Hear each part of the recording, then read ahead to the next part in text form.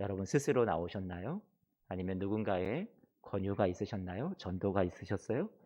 저는 제가 살던 집에서 뒷담을 넘어가면 바로 그 한 살 어린 동생 집이 있었는데, 그 집을 항상 제 그 집에 방문해서 뛰어넘어 가지고 그 친구 집에 이제 놀러 가곤 했었거든요. 근데 하루는 그 어머니께서, 친구 어머니가 "우리 아이랑 같이 좀 교회 좀 나갔으면 좋겠다. 그게 소원이다." 그러셔서 제가 알겠다고 하고 데리고 같이 나갔었는데요. 그게 처음 교회와의 인연이었고, 그 뒤로 예수님을 믿게 되었어요. 여러분들은 어떻게 믿게 되셨나요? 그 제가 예수님을 믿게 된 그런 계기 가운데 분명히 하나님께서 또 마음을 움직여 주시고, 또 그 친구의 어머니를 통해서 하나님 앞으로 인도하셨던 손길을 저는 그래도 기억하게 됩니다. 오늘 사울이 회심하는 내용이, 그리고 그가 예수님을 만나는 내용이 아주 드라마틱하게 잘 전개가 되는 내용을 저와 여러분들 오늘 사도행전 9장 말씀에서 보게 됩니다.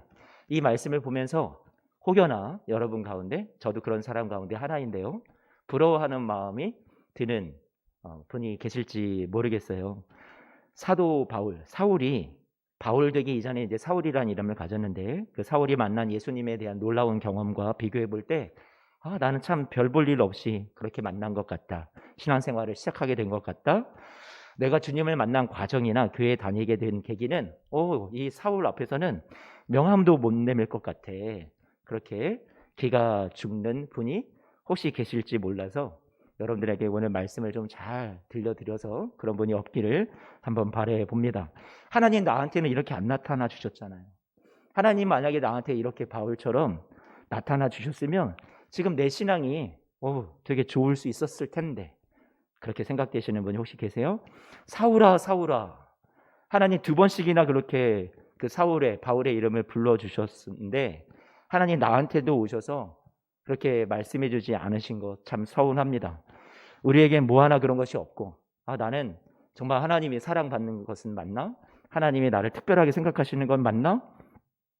사도행전에 나오는 이 사울을 앞으로 이제 사도 바울이라고 이름이 바뀌니까 제가 오늘 설교에서는 계속 이제 바울이라고, 또 사도 바울이라고 그렇게 표현을 한번 통일해 볼게요.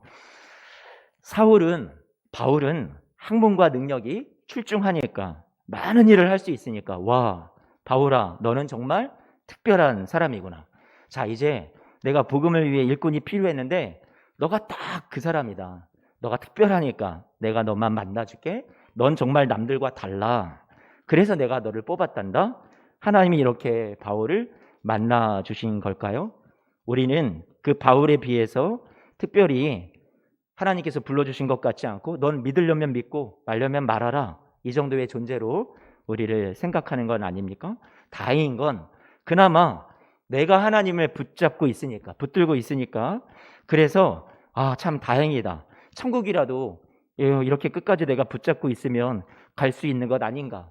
그런데 불안한 것은 내가 붙든 이 손이 혹시라도 믿음의 힘이 빠지고 손에 힘이 풀려서 내가 하나님을 놓아버리면 나는 그럼 끝이 아닌가? 나는 꽝 되는 건 아니야? 혹시 이렇게 생각되지 않으신지 모르겠어요. 실력이 많고 있고 그런 배운 성도들, 많은 것을 가진 사람들, 그런 성도와 아무것도 없는, 많이 배우지 못하고 능력이 없는 성도들, 돈이 많은 성도와 가난한 성도들, 하나님 앞에, 하나님의 부르심 앞에 여러분, 과연 하나님은 어떤 누구를 더 많이 사용하실까요? 누가 더 쓸모가 있을까요? 기왕이면 다홍침하다. 여러분, 그래서 우리의 생각이 혹시라도 하나님의 마음을 곡해하진 않습니까? 하나님 앞에서 돈이 없어도, 돈이 가진 자를 부르시는 그런 분이 아니라서, 하나님이 실력이 없어서 하나님이 실력 좋은 사람들을 골라 하나님이 세상에 우리를 부르시는 그런 분이 아니라는 말이에요. 하나님은 우리를 부르실 때 세상의 실력과 권세와 부에, 우리의 어떤 지위와 우리의 노력과 우리의 열심과 우리의 능력에 하나님의 부르심이 달려있지 않다라는 것을 성경은 계속해서 이야기하고 있어요. 여러분은 하나님이 직접 여러분들한테 나타나 보여주시지 않았어도, 바울이 오늘 경험했던 그 신비한 체험이 없었어도, 저 같은 이런 목사의 설교를 통해서도 얼마든지 지금 하나님을 지금 알아가시는 매우 훌륭한 성도님들이시고요.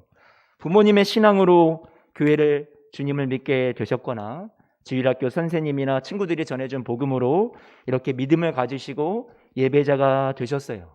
여러분, 사도 바울이 경험했던 주님을 신비하게 보여주시는 경험이 없었어도 여러분에게 하나님이 사도 요한을 보내주시거나 베드로를 보내주지 않으셨어도 여러분들 이렇게 하나님 앞에 예배자로 서 계신 건 아니에요.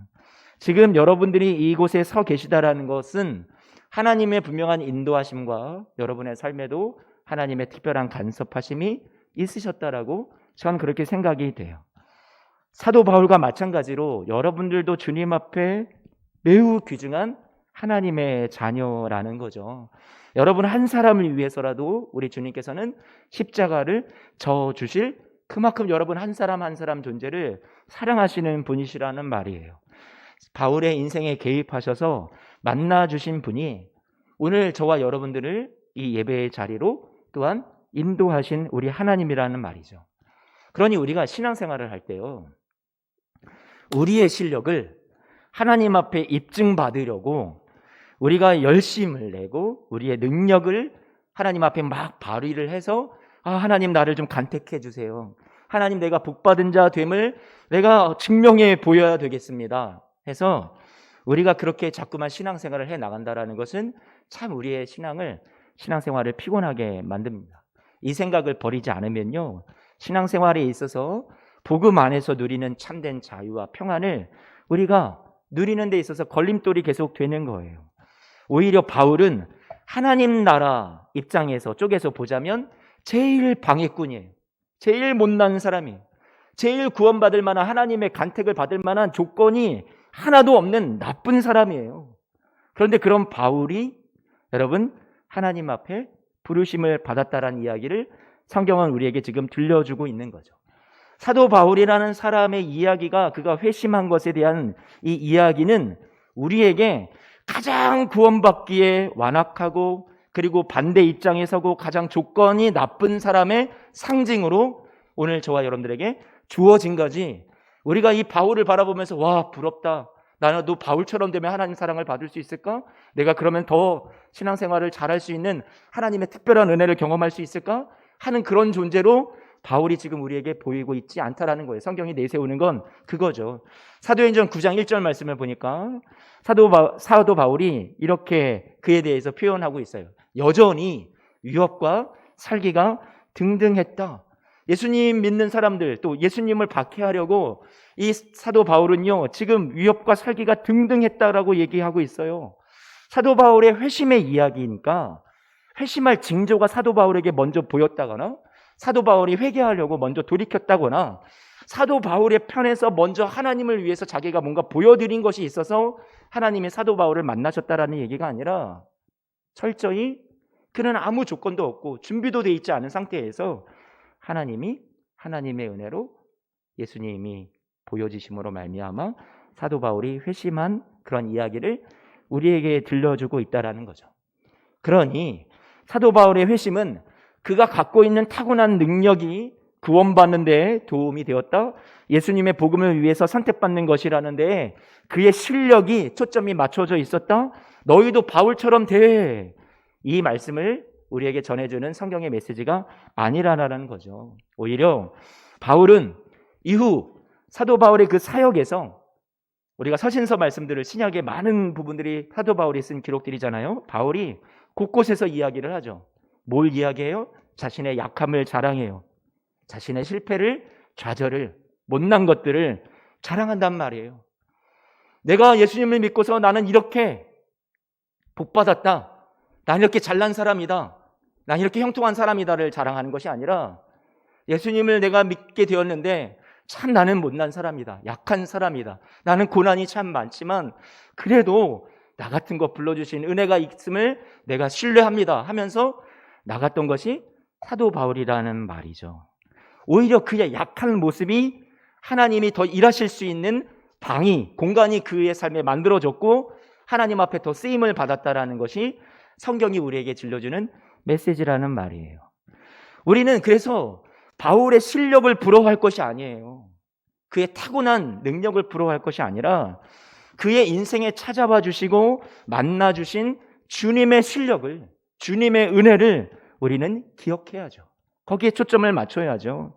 그 주님의 은혜와 사랑은 지금도 저와 여러분의 인생에도 개입하시고 지금도 찾아와 주시고 우리의 고집과 우리의 연약함을 뚫고 완악함을 뚫고 저와 여러분의 인생에 찾아오셔서 마침내 여러분의 인생도 하나님이 만나 주시고 회복을 주시는 그런 하나님의 넉넉한 사랑받는 여러분, 사랑하는 주의 자녀들 되신 것을 여러분 꼭 믿으시기를 주님의 이름으로 축복합니다. 사도 바울의 회심 안에 있는 중요한 핵심적인 이야기는 지금부터 얘기하는 이 이야기 속에 들어 있습니다. 사도행전 22장 말씀을 보죠. 오늘 본문은 9장인데 22장 9절 말씀을 보니까 이렇게 얘기해요. 나와 함께 있는, 사도 바울이 지금 다마스커스, 다메섹이라는 그런 곳으로, 도시로 예수님 믿는 사람들을 잡아 가두고 끌고 가려고, 죽이려고, 핍박하려고 가고 있는데 함께 가는 무리가 있었다는 거잖아요. 그런데 나와 함께 있는 사람들이 오늘 사도 바울이 주 예수님이 찬란한 빛 가운데 나타나셔서 만나주신 이 사건을 보면서도 그 소리는 듣지 못했다라는 거예요, 다른 사람들이. 그런데 오늘 9장, 사도행전 9장 오늘 본문이었잖아요. 7절 말씀을 다시 한번 볼게요. 7절은 좀 달라요. 뭐라고 얘기하냐면 같이 가던 사람들이 소리는 또 들었대요, 여기는. 그런데 아무도 보지 못했다라는 거예요. 종합해 보면 어쨌든 듣기도 했고 같이 있던 사람들이 보기도 했다라는 것을 우리는 알 수 있을 것 같아요. 그런데 그럼 바울이 지금 얘기하는 게 뭐냐? 뭐 보지 못했다, 듣지 못했다라는 얘기는 뭐냐? 신비한 현상은 보았다라는 거겠죠. 기적 같은 그 사건의 현장에서 어떤 음성이 들렸고 신비한 것을 보기는 보았다라는 걸 들었다는 얘기예요. 그러나 그들은 주님을, 예수님을 알아보지 못하고 만나지는 못했고 주님의 음성도 그들이 알아듣지를 못했다라는 얘기를 하는 거겠죠. 바울이요, 지금 갈라디아서 1장에 와서 자신이 회심했던 그 경험을 이렇게 표현하고 있습니다. 갈라디아서 1장 15절 16절 말씀을 보니까 이렇게 말씀하죠. 나를 어머니의 태에서부터 어떻게 했다고요? 택정하셨다. 그리고 그의 은혜로 나를 부르셨다. 나의 능력 때문에 내가 잘나서 내가 준비가 많이 되어서 하나님이 나를 불러주셨다는 얘기를 하는 것이 아니라 나는 한참 모자란데 자격이 없는데 은혜로 나를 불러주셨다. 16절 말씀에 그래서 그 은혜로 나를 불러주신 하나님 아버지께서 그 아들 예수님을 전하기 위해서 그 예수님을 내 속에 어떻게 했다고요? 나타내셨다. 내 속에 나타내셨다라고 설명하고 있어요. 누구나 다 보고 믿을 수밖에 없는 그런 신비한 빛과 신비한 음성 때문이 아니라 바울이 지금 말하는 그 고백 속에 담긴 의미는 무엇이냐면 자신의 내면 속에 예수 그리스도를 알아보는 빛을 비추어 주시고 알려주셨다라는 얘기를 하고 있는 거예요. 고린도후서 4장에 바울이 또 이것을 이렇게 표현하고 있습니다. 4장 6절 말씀인데요. 어두운데 빛이 있으라 말씀하셨던 것처럼 하나님께서 예수 그리스도의 얼굴에 있는 하나님의 영광을 아는 빛을 지금 다마스커스에서 다메섹 도상에서 그 예수님을 만났는데 그 예수 그리스도의 얼굴에 그 빛을 그 현상 때문에 바울이 변화가 된 게 아니라 그 예수 그리스도의 얼굴에 있는 그 빛을 자신의 마음에 비추셨다. 내 눈으로 봤다 이게 아니라 내 마음에 비추임을 받았다라고 얘기하고 있단 말이에요. 사도 바울이요, 이 비추임을 받았다 이 얘기를 이렇게 표현합니다. 빌립보서 3장 12절 말씀인데요. 빌립보서 3장 12절 말씀에 사도 바울이 얘기하는 것은 이 중간 부분을 볼게요. 오직 내가 그리스도 예수께 잡힌 바 되었다라고 얘기하고 있어요. 내가 예수님을 붙잡아야지. 나 붙잡아야 되는데 내 열심과 내 노력으로 그렇게 내가 예수님을 붙잡는 것이 아니라 자신이 예수께 어떻게 되었다고요? 붙잡혔대요. 여기 붙잡혔다라는 말을 카타람바노라는 단어를 원문을 쓰고 있는데 그 원문의 뜻이 무엇이냐면 빛을 비추었다라는 뜻이에요. 사도 바울이 예수님을 만나서 빛을 만났는데 그게 현상적인 그런 빛을 보아서 거기에 현혹돼서 내가 예수님 믿을게요 이게 아니라 자신의 마음에 빛을 비추이고 그 예수님 앞에 사도 바울의 인생이 붙잡혔다라는 거예요. 그의 속사람이. 다시 정리를 하면 사도 바울에게 뭔가 더 뛰어난 신비와 기적이 경험되어져서 그가 돌이켰다라는 얘기를 하고 있는 게 아니라, 바울은 그런 현상에 의해서 예수님을 믿은 게 아니라 그의 심령의 내면에 변화가 일어났던 거예요. 마음이 고쳐졌던 거예요. 우리도 마찬가지예요. 여러분들이 뭔가 더 큰 기적을 경험해서 우리가 예수님을 믿는 게 아니에요. 여러분의 마음을 하나님이 움직이신 거죠. 여러분의 속사람에서 내면에서부터 변화가 생기고 주님의 은혜의 손길에 의해서 여러분들이 이 속사람 안에 무언가가 만져진 거예요. 바울은 달라서 이미 회심하기도 전에 크게 쓰실 사람이니까 벌써 명문 좋은 학도 나오고 가말리엘이라는 명교수 밑에서 수학한 학문과 율법의 인재니까 큰 그릇이 될 수 있는 처음부터 대가니까 주님이 이런 사람 기적적으로 나타나서 자신을 보여주시더니 이렇게 훌륭한 사도로 만드셨다. 성경은 그런 식으로 우리에게 말씀하고 있는 것이 아니라는 거죠. 사도 바울의 구원과 회심은 강팍하고 정반대의 길로 엇나가던 사도 바울이 지금 우리에게 보여주는 자신의 삶을 얘기하는 거예요. 나 같은 것도 은혜로 찾아와 내 마음을 만져주신 하나님, 그 하나님이라면 여러분이면 얼마나, 하물며 여러분이라면 얼마나 더 하시겠냐라는 얘기를 하는 거죠. 당신도 됩니다. 그게 성경의 메시지예요. 나 같은 것도 되면 당신은 더더욱 됩니다. 우리에게도 바울에게 임했던 것처럼 이런 어떤 신비한 기적 경험을 우리가 할 수 있다면, 경험을 할 수 있다면, 그러면 내가 더 사랑받는다고 여러분 느끼실 겁니까? 그런 것들이 우리에게 없어서 특별히 내 이름을 두 번 불러주시는 신비한 음성을 듣지 못해서 우리가 신앙생활에 승리하지 못하는 그 이유가 바로 거기에 있습니까? 결정적인 것이 아니에요. 만약에 그게 사실이라면 누구보다도 출애굽기에 나오는 이집트의 바로 왕이 하나님이 행하신 10가지 기적을 보았으면 그가 하나님 앞에 올바로 신앙인이 됐었어야죠. 그러나 그런 기적이나 어떤 현상들이 사람을 바꾸는 것이 아니라는 것이죠. 사도 바울이 경험한 이 회심 사건의 중요한 것은 빛이 비추어졌다, 신비한 빛이었다, 신비한 음성이 들렸다가 아니에요. 마음의 내면의 변화고 속사람의 변화예요. 육신의 눈에 의한 것이 아닌 바울의 마음의 눈에 의해서 주님을 알게 되는 그런 은혜가 임했던 거였죠. 바울은 다른 사람들과 함께 있던 동일한 빛과 음성의 현장에서 자신을 향해 다가온 그 빛의 음성이 마음속까지 뚫고 들어왔던 거예요. 내가 여태껏 어둠 속에 살아왔구나. 주님을 몰라봤구나. 주님을 핍박하는 삶을 살아왔구나. 여러분에게 묻겠습니다. 여러분은 왜 이 자리에 앉아 있습니까? 우리는 죄인이라서 본성적으로 하나님 두기를 싫어하고 빛보다 어두움을 사랑하는 자들인데, 주께서 어떤 영광스러운 모습으로 나타나셔서 여러분들을 설득을 해도 잘 안 될 우리들인데, 여러분들은 잘 모르겠지만 저는 바로 왕보다도 더 못한 자인데 어떻게 저 같은 것이 이 자리에 와 있냔 말이에요. 여러분이 선택해서입니까? 내 열심으로 여러분 여기까지 오셨습니까? 여러분의 실력 때문입니까?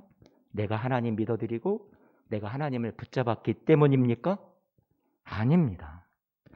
예수 그리스도께서 여러분 속에 오셔서 여러분의 마음을 움직이셨기 때문이에요. 우리의 마음에 빛이 비춰져서 하나님의 말씀이 들리게 되고 주님을 점점 알아가는 시간을 여러분들이 지금 경험하고 지나가고 있는 거예요. 기적 중에 기적은 내가 지금 이 말씀의 자리에, 예배의 자리에, 주님을 알아가는 자리에 있다라는 것이죠. 사도 바울의 회심은 영웅적인 우리와 남다른 그런 이야기, 그것을 바라보라고 우리에게 주신 메시지가 아니라, 말씀이 아니라 내 안에도, 이런 부족한 내 안에도 새 일을 행하실 주님의 이야기로 바라보라고 우리에게 이 말씀이 기록되어 있단 말이에요. 우리는 이미 주 예수 그리스도의 십자가로 당신의 생명값을 주고 여러분 사신 그런 여러분 존귀한 하나님의 앞에 귀중한 그런 존재가 되셨어요. 그 사랑을 입었고 여러분 하나님 나라를 소유한 하나님의 백성들이에요. 이 자랑과 명예를 가지고 영광을 놓치고 살아가지 마시기를, 영광을 가지고 간직한 채 감사하며 이 세상 만만치 않지만 난 그런 영광스러운 자다, 이미 나에게 승리가 주어진 자다, 나는 어디를 가든지 세상 끝날까지 하나님이 함께하는 자다, 그런 명예를 가지고 살아가시기를 바라요. 바울 같은 경험을 나도 하고 싶고 꿈에라도 좋으니 주여 주의 모습을 음성을 들려주십시오. 나도 잘 믿고 싶은데 주님이 나한테 이런 반응 안 해주셨지 않습니까? 이런 얘기 말고요, 여러분이 하나님 앞에 얼마나 많이 사랑받는 자들인 것을 성경이 증명하고 있어요. 이 자리에 앉기까지 여러분의 삶에 하나님이 계속해서 이루어 오셨던, 진행해 오셨던 은혜의 일들, 또 아직 얻지 못해서 나 사랑 못 받는 것 아닌가 이게 아니라 이미 확보되어 있는 것, 여러분에게 주어져 있는 영원한 하나님의 나라, 하나님 예수 그리스도 안에서 하나님이 여러분들에게 주신 풍성한 영적인 복들을 이미 우리가 누리고 있다라는 사실을 알고, 부수적인 것, 비본질적인 것들 더 많이 갖지 못했다고 불평하거나 원망하지 마시고요, 오늘 하나님 앞에 나는 하나님의 일하심 안에 있구나, 그렇게 자신을 바라보셨으면 좋겠어요. 하나님 누구는 이런 거 주시고 저런 거 경험하게 해주셔놓고 나는 이게 뭡니까? 저 사람만 더 사랑하시는 건 아닌가요? 이렇게 비교하지 마세요. 이미 우리에게 하나님의 은혜의 손길이 찾아와 주셨고 여러분을 지금 만나주고 계세요. 색깔이 다르고 결이 다를 수 있어요. 내가 누군가 저 사람이 만난 방식 똑같이 나도 그런 방식으로 하나님을 만나는 것이 아니라 하나님께서 여러분을 만나주시는 그 방식이 각자 삶에 인격적으로 하나님이 다 달리 여러분의 삶에서 역사하시고 일하시고 계시다라는 것은 제가 누구보다도 여러분에게 확신 있게 말씀드릴 수 있어요. 하나님이 함께하고 계세요. 앞으로도 여러분의 영원한 복, 썩어지지 아니할 그런 생명의 복을 주시기 위해서 하나님은요, 두 팔 다 걷어붙이고 지금도 일하여 주시는 분이 저와 여러분의 하나님이세요. 세상적인 영광된 이 세상이 주는 그런 재물의 복, 건강의 복, 영화의 복, 이런 거 말고요, 하나님이 저와 여러분들에게 이미 주신 예수 그리스도 안에서 우리는 많은 세상을 이길 수 있는 넉넉한 믿음과 하나님의 동행하심과 하나님이 주시는 소망과 우리를 생명을 주시고 격려해 주시는 위로의 말씀들이 우리에게 이미 주어져 있단 말이에요. 약속이 주어진 사람들이란 말이에요. 기독교가 강조하는 것은 하나님이 일하시는 것을 강조하는 것이 기독교예요. 예수 믿는 사람들을 박해하고 예수를 반대하러 가던 자가 도리어 예수를 전하는 그릇으로 인생이 바뀌고 예수의 이름으로 인해서 이제는 자신이 박해를 받는 자로 바뀌는 이런 반전의 드라마가 지금 이 바울의 인생에 그려지고 있어요. 우리가 보편적으로 생각하는 신앙이라는 것은 우리가 절대자에게 막 우리의 소원을 빌어서 이루어내는 것, 성취하는 것, 지성이면 감천이라고 치성을 바쳐서 신이 감격해서 우리의 소원을 들어주는 것이 종교다, 신앙이다 생각할지 모르겠으나 기독교는 전혀 그렇지 않다라는 거예요. 신앙생활을 만약에 이런 식으로 우리가 하면 내 믿음, 내 기도, 내 열심, 내 노력, 이게 부각이 되는 거죠. 그러면 우리에게 주시는 은혜는 설 자리가 없는 거예요. 하나님의 설 자리도 사라지는 거예요. 신을 감동시키는 그 중심, 그 핵심에는 믿음을 보여준 자기 자신만이 있을 뿐이라는 거죠. 그것은 기독교가 말하는 은혜의 종교가 아니에요. 기독교가 말하는 것은 하나님이 주인공 되시는 거죠. 하나님이 일하시는 분이세요. 우리는 자격 없어요. 공로 없어요. 아무리 열심을 내도 그저 무익한 종입니다라고 하나님 앞에 고백할 수밖에 없어요. 하나님이 우리의 삶에 은혜로 베푸시는 것들을 우리는 거저 누리는 삶이 우리의 신앙생활이에요. 우리의 자격과 우리의 성의와 우리의 조건을 앞질러서 하나님께서 당신의 선하심과 자비하심과 능력으로 저와 여러분의 인생에도 하나님이 새 일을 행하실 것이다, 이것을 믿는 것이 복음이라는 말이에요. 우리가 아직 죄인 되었을 때 그 아들을 보내어서 하나님이 우리를 사랑하시는 그 사랑을 확증하신 분이 우리가 믿는 하나님이세요. 우리가 알지 못했을 때, 우리가 하나님의 음성을 듣지 못했을 때 예수님께서 저와 여러분들을 위해서 죽으셨어요. 내가 너 하는 거 보고 내가 그 다음에 십자가 질래, 그런 우리 주님이 아니라, 여러분 주님을 전혀 여러분들이 믿어드리지 않았을 때 주님은 여러분을 위해서 이미 십자가를 쳐주셨어요. 그것은 선물이에요. 우린 그것을 받기만 하는 거예요. 바울이라는 한 사람의 인생에 그가 자신이 옳다고 생각했지만 잘못 그려가고 있는 그의 인생의 도화지에 하나님이 찾아오셔서 그가 잘못 그려놨던 그의 인생을 다시 덧칠해 주시고 그의 삶을 아름답게 회복시켜 가시는 것이 하나님의 일하시는 거예요. 우리는 바울의 인생에서 하나님의 일하심을 봐요. 잘못된 방향으로 치닫고 있던 그 바울의 삶을 하나님이 찾아오셔서 개입하셔서 역사하셔서 그의 방향을 수정하시고 어떻게 그를 바꾸어 가셨는지 하나님의 일하심을 보여주는 것이 성경이라는 말이에요. 바울의 인생에 찾아오신 주님은 지금도 동일하게 저와 여러분들의 삶에도 일하고 계세요. 하나님의 찾아오심은 여러분의 삶에 성실하게 역사하고 계세요. 여러분의 구원을 온전히 이루실 거고요. 여러분의 삶에 반드시 하나님께서 선한 역사로 응답하여 주실 줄로 믿습니다. 우리는 우리 측에서 우리의 자격, 조건들에 의해 내 인생이 좌지우지 된다고 생각하는 경우가 많은데 그렇지 않아요. 모든 것은 하나님의 은혜에 있습니다. 요한복음 15장 말씀인데요. 예수님께서 제자들에게 이렇게 말씀하신 구절이 나오죠. 15장 16절 말씀. 뭐라고 말씀하세요? 너희가 나를 택한 게 아니야. 뭐라고 말씀하시죠? 내가 너희를 택한 거란다. 계속 띄워주세요. 내가 너희를 택한 거야. 우리 주님은 여러분들에게 안심시켜 주세요.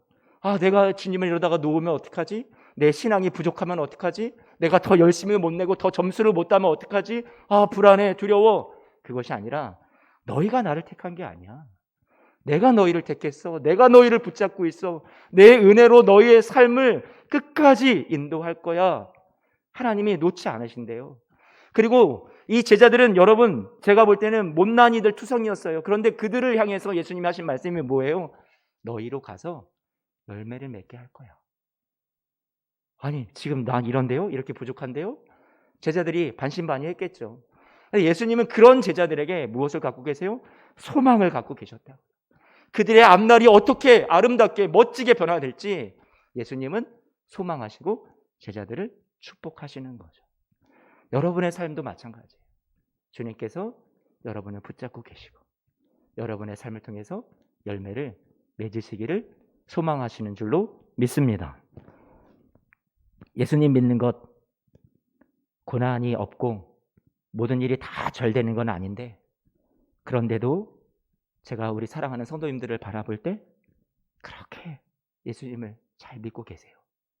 말씀 보려고 하시고 말씀 통해 힘을 얻으시고, 지금 그렇게 몸이 아프신 분들도 많이 계시고 인생의 고난이 문제가 없으신 분들이 아무도 없으신데 우리 사랑하는 성도님들이 그럼에도 불구하고 기도하려고 하시고 하나님 앞에 이 삶을 버티고 견디어 나가고 계신단 말이에요.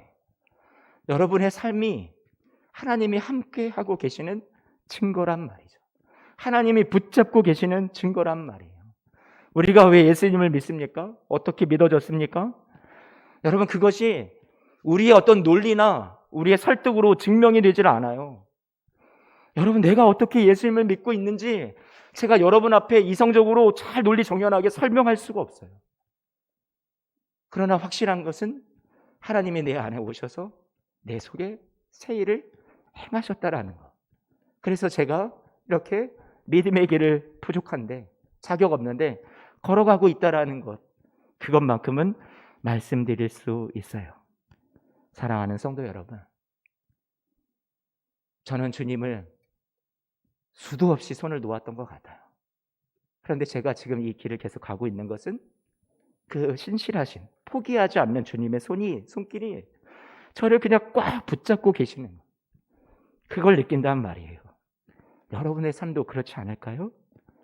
오늘 예배 자리에 이 예배당이든 각자의 처소에서 온라인 예배를 드리든 여러분이 지금 주님 앞에 서 있다라는 것은 하나님의 은혜의 손길에 붙잡힌 바 되었다라는 것이에요.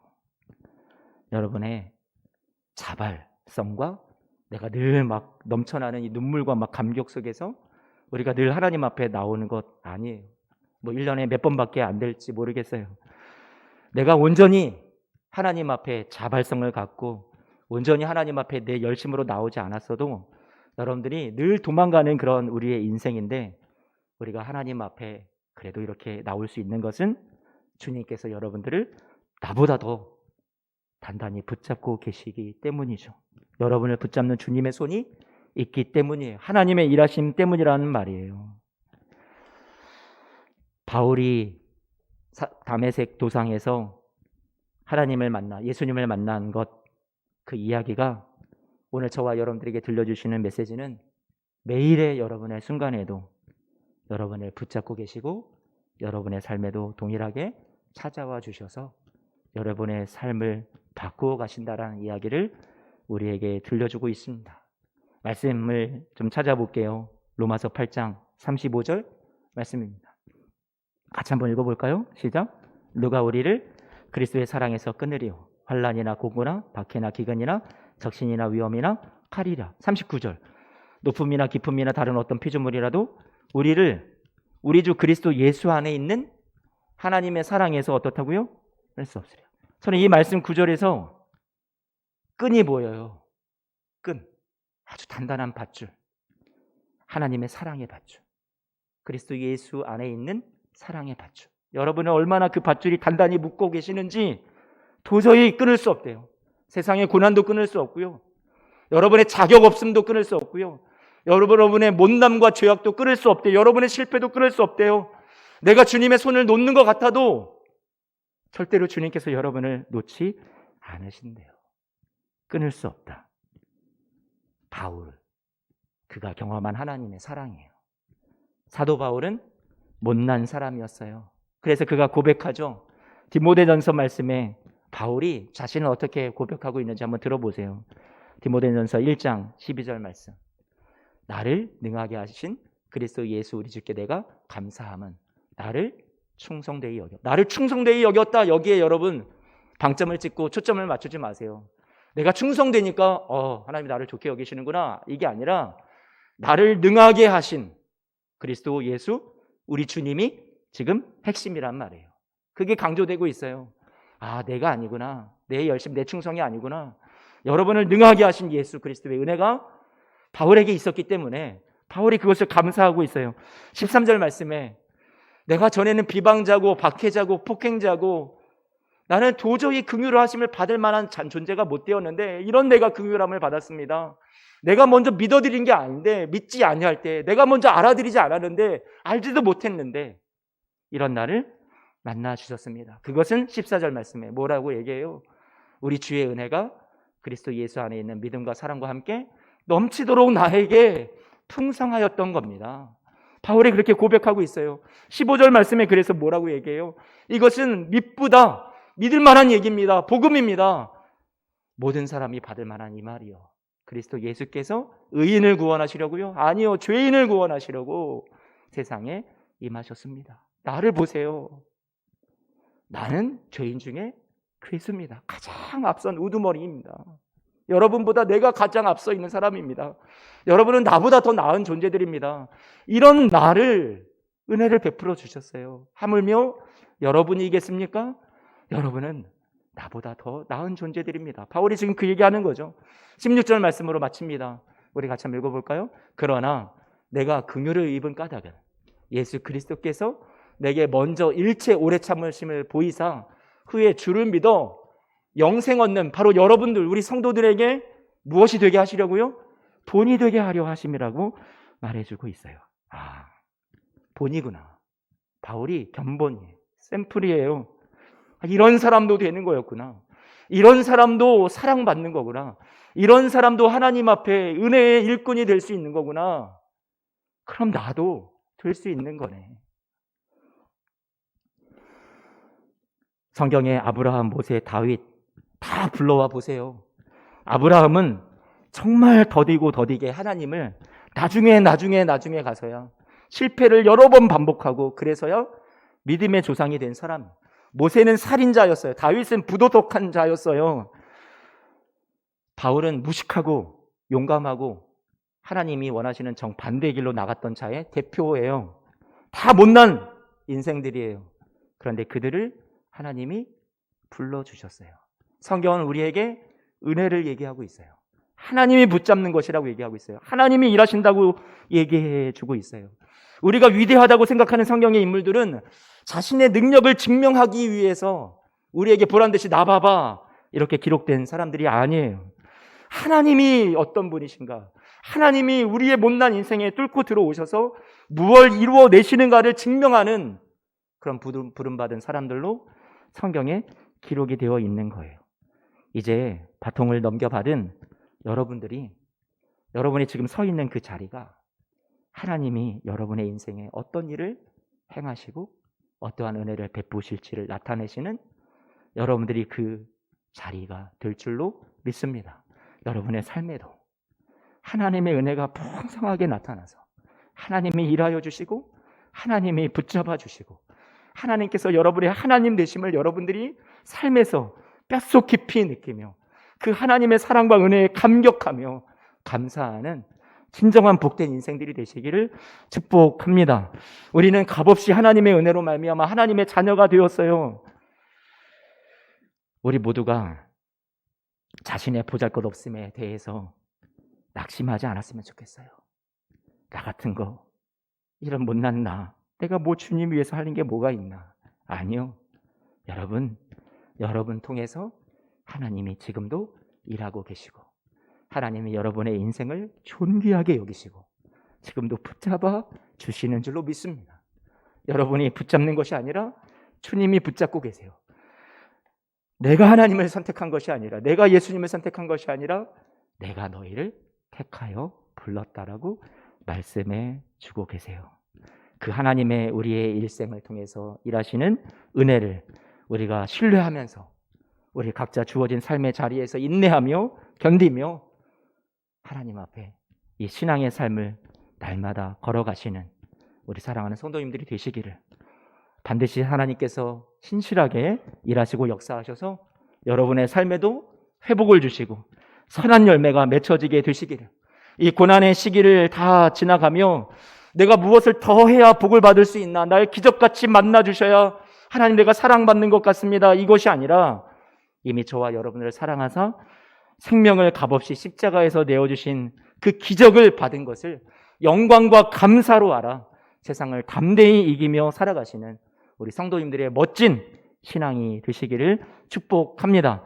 하나님의 자녀로 사는 것이 얼마나 영광스러운 것인지 얼마나 은혜가 있는 것인지 그것을 늘 감격해하며 살아가시는 내가 하나님을 붙잡아야 하는 피곤한 신앙이 아니라 내가 하나님께 붙잡힌 하나님이 끝까지 선하게 나의 삶을 이끄실 것이라는 신뢰 속에서 당당하게 담대하게 걸어가시는 믿음의 여정들이 되시기를 축복합니다.